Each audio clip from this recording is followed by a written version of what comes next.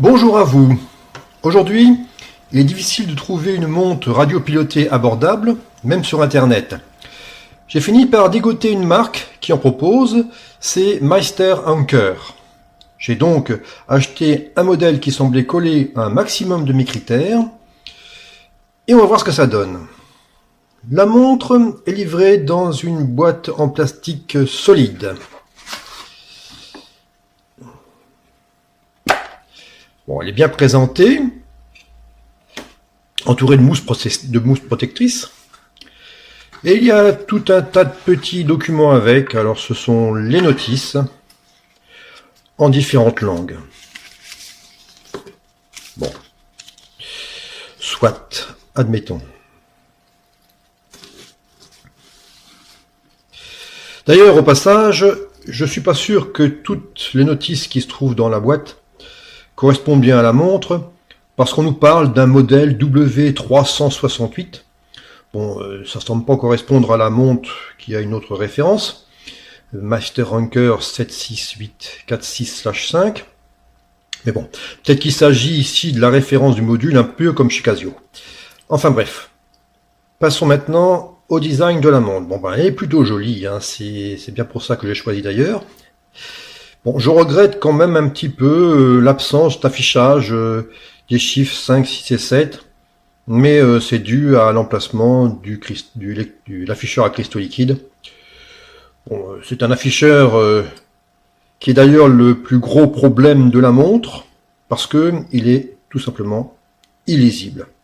Enfin, on va y revenir tout à l'heure. Bon, la montre est assez lourde et paraît solide, donc dans l'ensemble, je trouve que c'est un bon design. Le bracelet. Alors, le bracelet, lui, il est en métal, comme vous pouvez le voir, avec une boucle déployante. Ça ressemble beaucoup aux boucles déployantes de chez Casio, si j'arrive à l'ouvrir. Je crois qu'il faut tirer. Ah oui, non, pardon, il y a un verrou. D'accord, le verrou et la montre boucle déployante, donc ça c'est pas mal. Un réglage de taille assez facile, ici. Et la possibilité d'enlever des maillons d'une façon assez fiable, même si c'est pas toujours évident. Système de goupille, c'est très bien. Donc, un bracelet tout à fait correct. Passons maintenant au boîtier. Alors le boîtier, il est lui aussi en métal. C'est donc pas mal du tout. Et métal dessus, métal dessous. Bon, assez épais, mais bon, c'est pas non plus une catastrophe. Il faut noter que le bouton poussoir qui se trouve ici ne sert à rien. C'est juste à faire joli. Parce que la montre se règle avec les deux boutons poussoirs qui sont ici. Donc je veux dire, c'est dans le montoir. Hein, je veux dire, bien sûr, le montoir sert à rien. Bon, bref, c'est pas grave, ça fait joli, même si je trouve ça un peu bébête. Mais bon, donc, on va dire que le bracelet, bon, c'est pas mal. Vu que le boîtier, finalement, c'est pas mal. Alors là, par contre, attention, les réglages. Ça s'annonce assez mal. D'abord parce que, selon la notice, des indications doivent apparaître dans l'écran à cristaux liquides. Alors je ne sais pas si vous voyez l'écran à cristaux liquides. J'ai même pris une loupe. Et la montre est en fonctionnement. Hein. Alors peut-être qu'elle n'est pas chargée à son top. Mais alors si vous arrivez à lire quelque chose sur cet écran LCD, ben, vous avez de la chance. En tout cas, ça n'a pas été mon cas. Bref, j'ai cru qu'il était en panne, cet écran à cristaux liquides. Enfin bon. Pour en revenir au réglage, c'est une procédure assez tarabiscotée. Il faut remettre les aiguilles sur le 12, avoir une indication dans l'écran à cristaux liquides. Enfin, c'est bien compliqué. Pour une montre qui est justement censée simplifier les choses du fait de son radiopilotage, c'est une catastrophe. Donc pour en revenir à cet écran à cristaux liquides, comme je croyais qu'il était en panne, eh bien je l'ai renvoyé au fournisseur. Le problème, c'est que j'avais acheté la montre pour faire un cadeau. Et comme je me suis dit, oh là là, mon Dieu, renvoyer ça au fournisseur, ça va certainement durer un paquet de temps. Donc, j'ai regardé si je trouvais pas une autre montre, radio-pilotée toujours, avec un petit peu les indications que je viens de dire, pour faire ce cadeau. Alors j'en ai trouvé une seconde, effectivement. Il s'agit du modèle 03 999/8. Mais bon, j'ai d'abord demandé au site vendeur si je pouvais pas avoir un avoir qui garde la montre et puis que je fasse un avoir pour acheter l'autre. Ben non, ils n'ont pas voulu me faire un avoir, donc ils ont évidemment pas voulu me rembourser ni faire un avoir. Donc bon, j'ai laissé courir la réparation et j'ai trouvé donc cette autre montre avec un écran, comment dire, sans écran LCD, mais avec un affichage de la date mécanique cette fois. Comme ça, moi, j'étais sûr que ça serait lisible. Et puis donc, comme vous pouvez le voir, avec donc 3 jours, ce qui permet comme ça, si l'aiguille passe devant la date, on peut toujours déduire le jour qu'il est, si on est si on a perdu la notion du temps, en fonction des 2 autres chiffres affichés. Bon, en fait, cette montre de la même marque a aussi des problèmes pour le réglage. Bon, c'est un petit peu moins compliqué que pour la montre avec l'écran à cristaux liquides. Disons qu'il faut que les 3 aiguilles soient sur 12 heures et après il faut laisser la montre se débrouiller jusqu'à ce qu'elle finisse par daigner trouver le signal de l'heure distribué par Francfort, je crois. Enfin bon, admettons, a priori on n'est pas obligé de faire la réglage très souvent, mais le souci c'est que si jamais vous avez la mauvaise idée de faire ça l'après-midi, eh bien, la montre va faire en sorte de décaler la date, de mettre à jour la date à midi. Voilà, donc vous passerez du 1er au 2, le midi, au lieu de minuit. Donc il faut faire le réglage le matin. Enfin bon, c'est pas du tout rigolo. Et puis bon, c'est le seul point qu'elle a positif, cette montre-là, c'est qu'elle est bien jolie. Elle est également en solaire, mais ça on va revenir tout à l'heure puisque c'est 2 montres solaires. Et le gros problème, alors là où j'ai un peu halluciné, c'est que la montre n'a même pas été foutue de changer d'heure lorsqu'on est passé de l'heure d'été à l'heure d'hiver. Il a fallu là régler et comme il fallait reculer d'une heure, eh bien j'ai dû refaire le cadran, le tour du cadran complet pour le numéro des jours. Enfin, c'était une grosse galère, quoi, comme d'habitude. Et donc, franchement, je ne vois absolument pas l'intérêt d'avoir un système de radiopilotage pour ces montres-là, si c'est aussi chiant à mettre en place. Autant acheter une montre sans cette possibilité. Enfin bon, revenons-en à notre montre Meister-Anker du départ. J'ai nommé la Meister-Anker 76 846/5. Et regardons un petit peu la date. Alors bon, j'ai cru voir dans la documentation que le nom du jour pouvait s'afficher dans l'écran LCD. Bon, enfin bon, les noms du jour en anglais, moi, merci beaucoup. Ça ne m'intéresse pas de toute façon, donc autant qu'il reste muet finalement. Mais comme on a donc un écran LCD illisible, la fonction n'est même pas considérée. Donc pas de date. Autant acheter donc une montre sans radiopilotage et sans date apparente.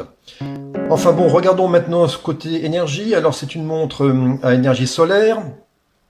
Ben, sujet une fois encore, je peux parler de l'expérience de l'autre modèle, le 03 999/8, puisque j'ai pas essayé la précédente montre. Donc en hiver, il faut absolument faire attention à ce que la montre voit le jour, la lumière du jour. Bah ouais, c'est-à-dire éviter de la cacher sous les manches de la chemise ou des pulls. Sinon, eh ben la montre va s'arrêter tout simplement et vous serez quitte pour la remettre à l'heure. Bon alors évidemment on est loin des qualités de la de la gestion énergie et de l'énergie par Casio. Ça c'est bien dommage. Bon encore une fois, finalement, ben ça sert à rien d'acheter une montre radiopilotée, une montre avec un écran à cristaux liquides, une montre avec de l'énergie solaire si tout cela est aussi mal géré. Bon, alors fonction finalement, enfin, en ce qui concerne le rapport qualité-prix, eh bien, bon, il faut reconnaître que la montre semble de bonne qualité. Matériellement, c'est assez réussi. L'écran à cristaux liquides, bon, évidemment, c'est un problème, mais pour ce qui est de la fabrication pure, le bracelet, le boîtier, les aiguilles, le cadran en général, c'est pas trop mal. Mais bon, encore une fois, ça sert à rien d'acheter une montre avec ses caractéristiques si chères, parce que bon, elle est quand même pas loin de dépasser les 100 €, même si j'ai eu à beaucoup moins cher, je crois, sur le site, mais à mon avis, peut-être que c'est parce qu'ils n'arrivent pas à les vendre, tout simplement. Enfin bon, finalement, pour ce qui est du matériel pur, c'est pas mal, mais alors pour ce qui est des performances, c'est très mauvais. Donc je ne peux pas non plus dire que le rapport qualité-prix soit très bon. Donc en conclusion de tout ça, quand la montre est revenue du SAV, eh ben rien n'avait changé, comme vous avez pu le voir. Comme vous avez pu le voir, on ne peut toujours pas lire l'écran cristaux liquide. La seule chose qu'ils ont su faire, c'est la mettre à l'heure. Ils ont eu la chance parce que moi, j'ai pas réussi, ou du moins, je me suis pas encore trop cassé la tête. Ça suffisait comme ça. Donc, l'écran cristaux liquide toujours illisible. Et puis alors, du coup, comme j'avais eu des problèmes avec la publicité, ah oui, alors ça, quand je me suis inscrit sur le site pour pouvoir acheter la montre, j'ai été harcelé de publicité pratiquement tous les jours. Le SAV donc m'a pas plu, puisqu'ils n'ont rien fait à ma montre si ce n'est la mettre à jour, enfin à l'heure je veux dire, sinon moi je pouvais le faire aussi à la limite en me cassant un peu la tête, ça m'aurait évité un mois de départ en SAV. Alors bon, pour ce qui est de la politique commerciale du site, ben il n'a pas voulu accepter ni de me faire un avoir, ni de me rembourser, donc bref, j'ai demandé au site en question de me retirer de leur fichier client. Ah bah ça je l'ai obtenu par contre, bon, sans trop de difficultés. C'est pas plus mal et je ne pense pas que je referai d'affaires chez eux. Bon, enfin bref, cette affaire m'a coûté quand même assez cher, parce que la première montre frôle les 100 € sur le site avec une réduction. Bon, moi je crois quand même que je l'ai eu à environ 80 €, il me semble.